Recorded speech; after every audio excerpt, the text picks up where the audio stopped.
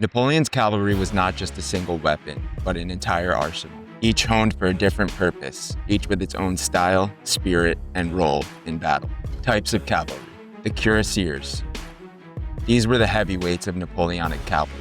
The cuirassiers were heavy cavalry units who could be most closely compared to the mounted armored knights of old Europe. Named after their steel breastplates, the cuirassiers were giant men covered in armor head to toe, riding the largest, most powerful horses in the army.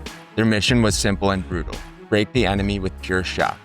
When a cuirassier regiment lowered its sabers and came on at a full gallop, the ground shook as though an earthquake had struck. They were not subtle. They were the mailed fist of the emperor.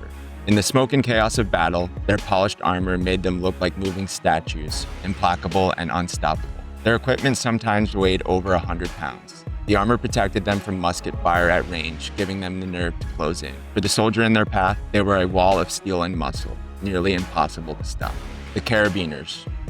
Cousins to the cuirassiers, the carabiners were light, heavy cavalry armed with saber and carbine, which was a handheld type of an early, large pistol. They were the first cavalrymen to be armed with firearms. The carabiners began the wars in bearskin caps and blue coats, but later they re-emerged in tall brass helmets and crested in red breastplates of shining metal. They were the elite of the heavy cavalry, often chosen for their size and strength. Napoleon often combined his cuirassiers and carabiners in a cavalry reserve to be used at the decisive moment of battle. They were not only a battlefield weapon, but also a spectacle. The sight of a line of carabiners thundering forward was as terrifying as it was magnificent. If the cuirassiers were a hammer, the carabiners were a gold-plated one.